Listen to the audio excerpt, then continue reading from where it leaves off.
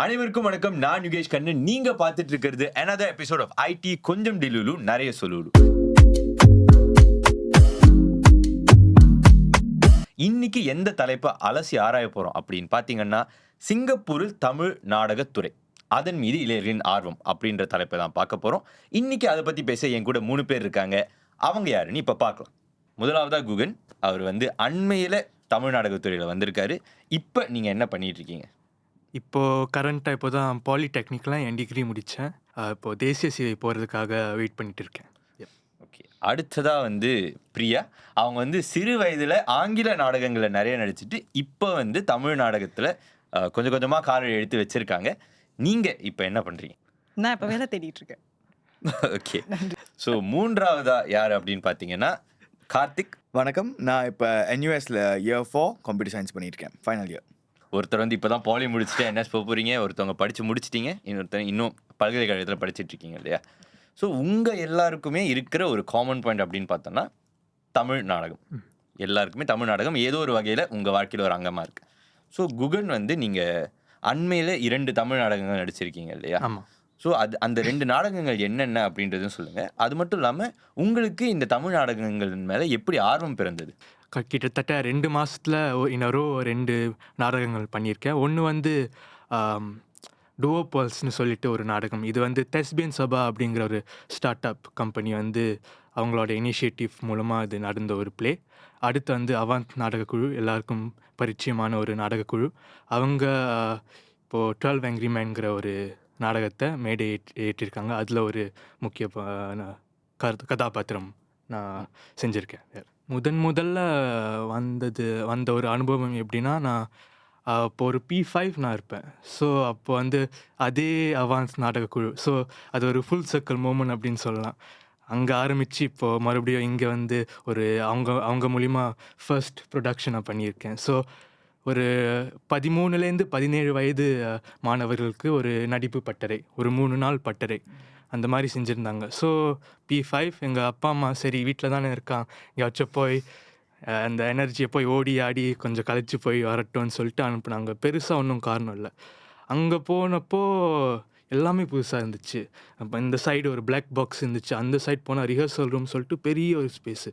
எனக்கு எப்படி இருந்துச்சுன்னா, அந்த புதுசாக பிறந்த குழந்தைக்கு கில்லுவாங்களா அப்படி கில்லுனா அவங்க அப்போ தான் தடவை அந்த குழந்தை கண்ணை திறந்து அந்த உலகத்தையே அப்படி பார்க்கும்.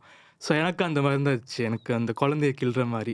அந்த ஒரு க்ரியேட்டிவ் அவுட்லெட்னு சொல்லுவாங்களா, அந்த எனர்ஜியை கொட்டுறதுக்கான ஒரு அவுட்லெட்டாக நான் அதை பார்த்தேன்.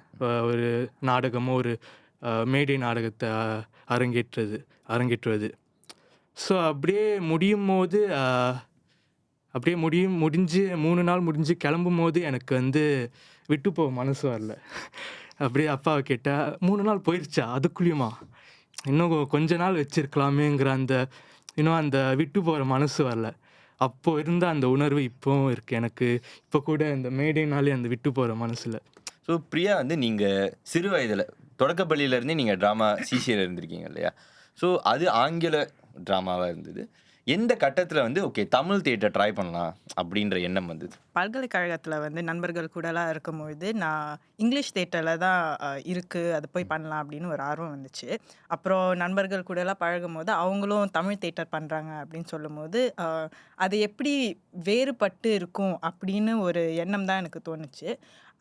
அதை பார்த்துருக்கேன், சின்ன வயசில் தமிழ் தியேட்டர் பார்த்துருக்கேன். அது ரொம்ப அற்புதமாக இருக்கும். ஏன்னா they are talking about topics that I relate to, which is very different from English theaterல. லைக் நம்மளுக்கும் அது ரிலேட் ஆகும், ஆனால் ஒரு பர்சனல் லெவலில் இருக்காது. ஏன்னா வீட்டில் நடக்கிற விஷயங்கள் இங்கிலீஷ் தியேட்டரில் ரொம்ப உன்னிப்பாக காட்டுறது ரொம்ப வேறு மாதிரி இருக்கும். ஸோ அதை பார்த்ததுக்கப்புறம் நான் அதில் நடிக்கணும்னு இல்லாமல் நான் அதை நிறையா பார்க்கணும் அப்படின்னு தான் எனக்கு தோணுச்சு. முதல்ல ட்ரை பண்ணலாம் அப்படின்னு தான் ஒரு நண்பர்களாக சேர்ந்து தள்ளி விட்டாங்க. அதுலேருந்து தான் நான் இதுவும் வேறு மாதிரி இருக்குது அப்படின்னு நான் உணர்ந்தேன். ஏன்னா எனக்கு கான்ஃபிடென்ஸ் லெவல்னு இருக்குல்ல, ஆங்கிலத்தில் தேட்டர் பண்ணுறது எனக்கு ரொம்ப கான்ஃபிடெண்ட்டாக இருக்கும். And you need to be spontaneous, இம்ப்ரோவைசேஷன்லாம் பண்ணணும். ஸோ தமிழ் தேட்டருக்கு வரும்போது அது மொழி மட்டும் வேறையாக இல்லாமல் இருக்கும்போது it's also the culture. So அது it doesn't feel very I don't feel very attached to that culture. ஏன்னா நான் வளர்ந்த விதம் அப்படி ரொம்ப சிங்கப்பூரியன் கல்ச்சராக வளர்ந்துட்டேன். ஸோ தமிழ் தேட்டருக்குள்ளே வரும்போது அந்த கல்ச்சர் வேறுபடும் போது ஐ didn't know how to place myself there. But அது obviously கம்யூனிட்டின்னு கண்டுபிடிக்கும் போது it depends on all the people around us and it is very welcoming. So அப்படி இருக்கும்போது slowly you start to find your footing and அதுவும் ஒரு நம்மளுடைய வீடு மாதிரி எனக்கு தோண ஆரம்பிச்சுது. So that's why I think I continued. உங்களோட கேஸ் வந்து இன்னும் கொஞ்சம் யூனிக் தான். நீங்கள் நடிகராக இருந்துட்டு அப்புறம் recently you started your venture as a director. So like இன்னும் ஒரு இது டைரக்ட் பண்ணீங்கல்ல. ஸோ அந்த ப்ராசஸ் எப்படி இருந்துச்சு? அதுக்கான அந்த ஸ்டார்டிங் ஸ்டெப் எப்படி எடுத்து வைக்கலாம் அப்படின்றது தோணுச்சு? என்ன காரணம், என்ன உத்வேகமாக இருந்தது? ஓகே, எனக்கு தியேட்டர் வந்து ரொம்ப ரொம்ப ஆர்வம். சின்ன வயசுலேருந்து அதான் என்னுடைய மூச்சு காத்து மாதிரி இருந்துச்சு. ஓகே, ஸோ தமிழ் தியேட்டர் பண்ணிட்டு அதில் ஒரு கான்ஃபிடென்ஸ் ஓரளவுக்கு வந்ததுக்கப்புறம் டைரக்டிங் அண்ட் ஸ்கிரிப்ட் ரைட்டிங் பண்ணணுன்னு ரொம்ப ஆசை இருந்துச்சு. ஆனால் ஆப்பர்ச்சுனிட்டிஸ்னு பார்க்கும்போது தமிழ் தியேட்டரில் தான் நிறையா வாய்ப்புகள் இருக்குது சிங்கப்பூரில் பார்த்தோன்னா. ஏன்னா they want a lot of people to be engaged in it. And English தியேட்டர்னா there's a bigger mass, நிறைய பேர் அதில் ட்ரை பண்ணலாம். ஸோ அதுக்கு வந்து இன்னும் நிறைய பேர் படிச்சிருப்பாங்க, லசல் அண்ட் நாஃபாலெல்லாம் படிச்சிருப்பாங்க அது பண்ணுறதுக்கு. பட் ஒன்றுமே பேக்ரவுண்ட் இல்லாத ஆளுங்களுக்கு ஒரு வாய்ப்பு கொடுக்கணுன்னா I think Tamil theatre was able to provide that for me. And Agam தியேட்டரில் வந்து அவங்க நடத்துகிற அந்த ப்ரோக்ராம்னால I was able to sign on as a director. And எப்படியோ கடவுள் பாக்கியத்தில் எனக்கு கொடுத்தாங்க டைரக்டர். இவரால் தான் இவரால் எனக்கு கிடைச்ச அந்த வாய்ப்பு. அப்படி நான் உன்னை பற்றி நல்லா தான் பேசுகிறேன். Okay, S. ஸோ அந்த வாய்ப்பு கொடுத்தனால it was something that I always wanted to do. Like I always wanted to direct. ஏன்னா I've seen people do it. And நடிகராக இருக்கிறது அந்த எனர்ஜி அண்ட் அந்த பேஷன் இருந்தாலும் கூட அந்த சைடில் நிற்கும் போது எப்படி இருக்கும்னு அந்த ஒரு எக்ஸ்பீரியன்ஸ் தான் எனக்கு வேணுங்கிறதுனால I signed up for it. And I think it was really very interesting and enlightening. And ஒரு தடவை கூட நான் சொன்னேன் maybe I found my spot in like theatre. Because direct பண்ணுறது is completely different. And and it's very unique. So like the director's role is very important, but நடிக்கணுங்கிறது வந்து I feel like you can learn it based on you can workshop it and you can learn it. You will have your own flavor, but அது வந்து எல்லாராலும் நடிக்க முடியும்னு எனக்கு ஒரு தோணுது. பட் டைரக்டருங்கிறது வந்து அது எப்படி இன்னொருத்தவங்கள்ட்ட பேசி அதை அந்த நடிப்பு திறமையை கொண்டு வரது அப்படிங்கிறது is a very special ability. இயக்கம் பற்றி பேசுகிறதுனால அப்படியே அடுத்த ஆள்கிட்ட போவோம். ஸோ நீங்கள் வந்து தொடக்கத்தில் குறும்படங்கள் இயக்கிட்டு இருந்தீங்க. லைக் வென் யூ வே அங்கே லைக் ஒரு 15-16 வயசில் இருக்கும். ஸோ அந்த தியேட்டருக்கான அந்த shift you step in as actor. Like நீங்கள் முதல்ல ஒரு நடிகராக ஆரம்பிச்சுட்டு அதுக்கப்புறம் நம்ம இயக்கம்குள்ளே போகலாம் அப்படின்ற அந்த பயணம் எப்படி?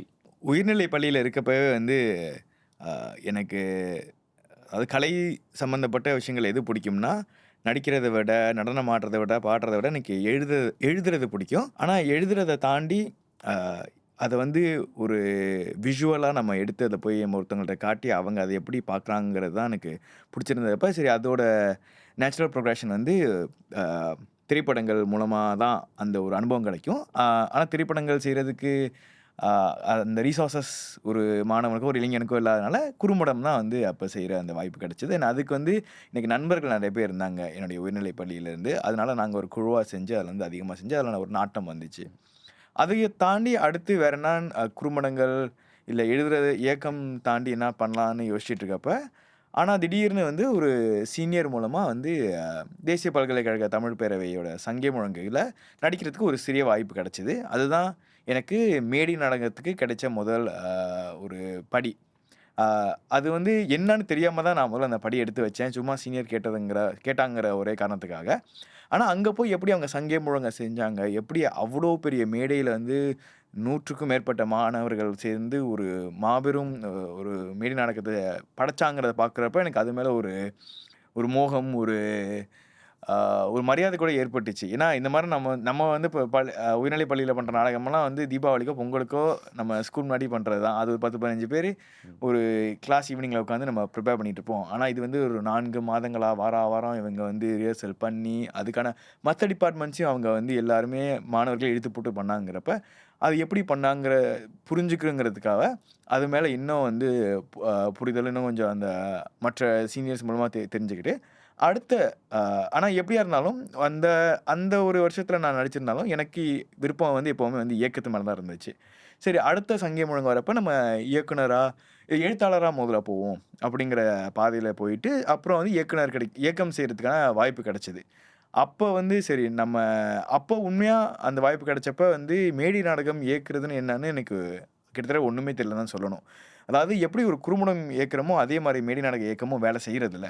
ஆனால் அந்த நேரத்தில் நிறையா தமிழ் பேரவை முன்னாள் மாணவர்கள் அலும்னாய் அப்புறம் முன்னாள் சங்கி இயக்குனர்கள்லாம் நிறைய பேர் வந்து எனக்கு வழிகாட்டி எனக்கு அது மூலமாக அவங்க நிறைய பாடங்கள் கற்றுக் கொடுத்து எனக்கும் மேடை நாடகம் பற்றி நிறைய தெரிய வந்து அந்த சங்கியம் அவங்க சிறப்பாக முடிச்சு அதுக்கப்புறம் அடுத்தடுத்த வாய்ப்புகள் வந்து எனக்கு கிடைச்சிது.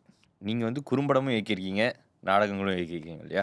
ஸோ இது ரெண்டுக்கும் இருக்கிற ஆகப்பெரிய வித்தியாசங்கள் என்னன்னு நீங்கள் நினைக்கிறீங்க? குறும்படம் நம்ம எடுக்கிறப்ப வெறும் நடிப்பு எழுத்து மட்டும் இல்லாமல் நம்ம வந்து சினிமாட்டோகிராஃபை பற்றி யோசிப்போம். அதாவது என்ன மாதிரி ஷார்ட் வைக்கிறோம், க்ளோஸ் அப்பா, ஒயிட் ஷார்ட்டா, டியூரேஷன் சிங்கிள் டேக்கா, அது லாங் டேக் எடுக்கிறோமா இல்லை ஃபாஸ்ட் கட்ஸ் பண்ணுறோமா, எடிட்டிங்லேயும் நம்ம வந்து சில யோசிக்கணும். சரி, முன்னாடி நம்ம இப்படி எடிட் பண்ண போகிறோம்னா அதுக்கு ஏற்ற மாதிரி நம்ம இப்போ ஷூட் பண்ணி வச்சுக்கலாம் அப்படிங்கிறப்ப. ஆனால் மேடை நாடகத்துக்கு இது எதுவுமே வந்து நம்ம திருப்பி கொண்டு போக முடியாது. அது இன்னொரு மீடியம். அதே மாதிரி மேடை நாடகத்தில் உங்களுக்கு மியூசிக், லைட்ஸ், டெக்னிக்கல்ஸ் இந்த எலிமெண்ட்ஸை தவிர எப்படி ஒரு கலைஞன் வந்து ஆடியன்ஸ் மெம்பர் முன்னாடி என்ன மாதிரி இமோஷன்ஸை வந்து வெளிக்கொண்டு வராரு, எப்படி தன்னுடைய வசனங்களை பேசுகிறாரு, அதுக்கு எப்படி ஆடியன்ஸ் வந்து ரியாக்ட் பண்ணுறாங்க, அந்த மாதிரி ஒரு அப்ரோச் இருக்கிறதுனால அது இன்னும் வந்து ரொம்ப இன்டராக்டிவாக எனக்கு தோணுச்சு. நிறைய இடங்களில் வந்து இப்போ நம்ம சினிமாவில் ஷார்ட் ஃபில்ம்ஸ் பண்ணுறப்ப பிரேக்கிங் த ஃபோர்த் வால்னு சொல்லுவோம். அதை நிறைய தடவை சினிமாவில் பண்ண முடியாது. ஏன்னா நீங்கள் ஒரு தேர்ட் மெம்பராக அந்த கதையை பார்க்குற மாதிரி. ஆனால் மேடை நாடகங்களை அடிக்கடி அந்த கதாபாத்திரங்கள் வந்து ஆடியன்ஸோட இன்ட்ராக்ட் பண்ணுவாங்க, கேள்விகளை எறிவாங்க. அவங்கள சில நேரத்தில் வந்து அப்படியே அமைதியாக இருந்து அவங்க என்ன அவங்களுடைய பாடி லாங்குவேஜ் சொல்லுதோ அதே ஆடியன்ஸ் பார்த்து புரிஞ்சுக்கணுன்னு அந்த மாதிரி சீன்ஸ்லாம் சில இயக்குவாங்க. ஸோ அது இன்னும் இன்டராக்டிவாக இன்னும் இம்பேக்ட்ஃபுல்லாகவும் தோணுச்சு எனக்கு மேடை நாடகங்கள் மூலமாக. ஸோ உங்கள் எல்லாருக்குமே பொதுவான ஒரு கேள்வி தான், இன்னைக்கு ஒரு இளையர், ஒரு 20 வயது 25 வயதுக்கு உடைய ஒரு இளையர் வந்து ஒரு குறிப்பிட்ட பணத்தை கட்டி ஒரு நுழைவுச்சீட்டு வாங்குறதுன்றதுக்கு என்னென்ன சவால்கள் இருக்கு, ஏன் வந்து வாங்க தயங்குறாங்கன்னு நீங்க நினைக்கிறீங்க? சிங்கப்பூர்ல வந்து there's already well established English theatre கம்பெனிஸ்னு சொல்லும்போது அவங்களுடைய படைப்பு வந்து வேற லெவல்ல இருக்கும். பிகாஸ் அவங்களுக்கு அந்த லைட்டிங்ஸ் மூலமா, ப்ராப்ஸ் மூலமா, செட் மூலமா இதெல்லாமே it makes a difference as a ஆடியன்ஸ் மெம்பரில். ஸோ இந்த காசு கட்டி நான் போய் பார்க்க போகிறேன்னா எனக்கு தெரியும் இதான் எனக்கு எக்ஸ்பீரியன்ஸ் கிடைக்க போகுது. அண்ட் ஆல்சோ அது அவங்க ரொம்ப காலமாக பண்ணிட்டு வராங்க. ஸோ அந்த reviews and a lot of people will recommend இதெல்லாம் வச்சு பார்க்கும்போது ஒரு செகண்ட் தாட் வராது. இது காசு செலவு பண்ணி okay I will have a good time அப்படின்னு சொல்லிட்டு தான் நிறைய பேர் போவாங்க. ஆனால் தமிழ் நாடகம்னு பார்க்கும்போது அந்த ஸ்கேல் இன்னும் அங்கே வரல. அந்த அந்த பணம்ங்கிறது வந்து it's not well established yet. So அது படிப்படியாக ஏறுறதுக்கு we need people to support. ஆனால் அது என்னன்னே தெரியாத போது ஐ திங்க் இளையர்கள் வந்து ஹெசிடேட் பண்ணுவாங்க, நான் எதுக்கு இவ்வளோ காசு கட்டி போய் பார்க்கணும். And I think that's why the ஈர்ப்பு வந்து என் நண்பன் நடிக்கிறான் அதனால நான் போய் பார்க்குறேன், அதனால தான் நிறைய பேர் வருவாங்க. பட் அந்த கதை என்ன, அவங்க என்ன சொல்ல வராங்க அப்படிங்கிற அந்த புல் இன்னும் வரல. Because it's not well established yet அப்படின்னு எனக்கு தோணுது. என்னை பொறுத்த வரைக்கும் இப்போதான் அந்த இளையர்கள் கிட்ட இருக்கிற அந்த ஈர்ப்புங்கிறது இப்போ தான் ஆரம்பிச்சிருக்குன்னு நினைக்கிறேன். பிகாஸ் இப்போ தான் ஒரு நியூ ஸ்டைல் ஆஃப் மார்க்கெட்டிங் வந்திருக்குன்னு நான் சொல்லுவேன். இதுக்கு முன்னாடி நீங்கள் பார்த்தீங்கன்னா த மெயின் மார்க்கெட்டிங் வந்து is very dependent on word of mouth. அப்போது நான் சொல்கிறது வந்து 10 இயர்ஸ் முன்னாடி, அதுக்கும் முன்னாடினா பார்த்தீங்கன்னா வேர்ட் ஆஃப் மவுத்தில் தான் அந்த பரவலாக போய் இப்படி ஒரு நாடகம் நடக்குது, இதில் நல்ல ரிவ்யூஸ் வருது, எல்லாம் போய் பார்க்கணுங்கிற அந்த அந்த ஆர்வம் வரும். நான் கூட ஒரு 10 வருஷத்துக்கு முன்னாடி நான் சொன்னேன், அந்த நான் பார்த்த மேடை நாடகங்களும் word of mouth through word of mouth தான் எனக்கு அது தெரிய வந்துச்சு. இப்போ தான் அப்போ இருக்கிற அந்த ஒரு டெக்னாலஜிக்கோ அந்த அந்த எக்கனாமிக்ஸ் லெவலுக்கோ ஒரு ஃபோட்டோ ஷூட் பண்ணுறதுக்கோ ஒரு டீசரை விடுறதுக்கோ அவ்வளோ வசதிகள் இல்லாமல் இருக்கலாம். இப்போது வந்து அந்த ஸ்டைல் மாறி இருக்குன்னு நினைக்கிறேன். எஸ்பெஷலி இப்போது இளையர்கள் வந்து அதை மாற்றிட்டாங்கன்னு நான் நினைக்கிறேன். இப்போ ஒரு ஃபோட்டோ ஷூட், ஒரு நாடகம்னா ஒரு ஃபோட்டோ ஷூட் நடக்குது, ஒரு டீசர் விடுறாங்க. டீசர் டீசர் ட்ரெய்லர் விடுறாங்க. அதுக்கு நடுவுலயும் ஒரு பிடிஎஸ் மாரி விடுறாங்க. இல்ல இப்போ கரண்ட்டா இப்போ இருக்கிற ட்ரெண்டுக்கு ஏத்த மாதிரி அந்த ஒரு டிக்டாக்கோ அந்த மாரி வருது.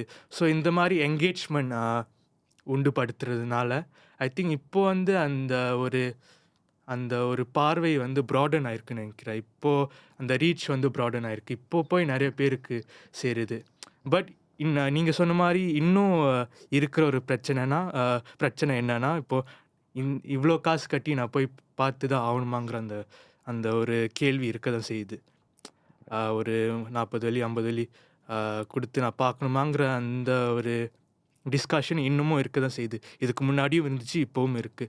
ஸோ அது வந்து இப்போ அந்த மார்க்கெட்டிங் எப்படி அது ப்ரொமோஷனை எப்படி மாற்றணுமோ அதே மாதிரி இளையர்கள் வந்து இந்த மார்க்கெட்டிங்கையும் இந்த ப்ரைஸிங்கையும் அவங்களோட தாட் ப்ராசஸ் மூலியமா இல்லை அவங்களுடைய ஐடியாஸ் மூலியமா எப்படி இதை இம்ப்ளிமெண்ட் பண்ணி மாற்றலாங்கிற ஒரு ஒரு ஒரு கலந்துரையாடல் வந்து நடக்கணும்னு நான் விரும்புகிறேன்.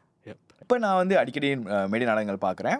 ஒன்று வந்து எனக்கு அந்த சில குழுக்கள் பண்ண முன்னாடி நாடகங்கள் பார்த்து அது மேலே ஈர்ப்பு ஏற்பட்டு இப்போ வாங்குறதும் இருக்கட்டும் சரி, நம்மளும் கற்றுக்கிட்டு நம்மளை வளர்த்துக்கிறதுக்காகவும் இப்போ அதிகமாக போகிறேன். ஆனால் முன்னாடி அதாவது சங்கி முழங்கு செய்கிறதுக்கு முன்னாடியும் கிட்டத்தட்ட 21 வயசில் இருக்கிறப்ப நான் கிட்டத்தட்ட வருஷத்தில் ஒன்று தான் பார்த்துருப்பேன்னு நினைக்கிறேன்.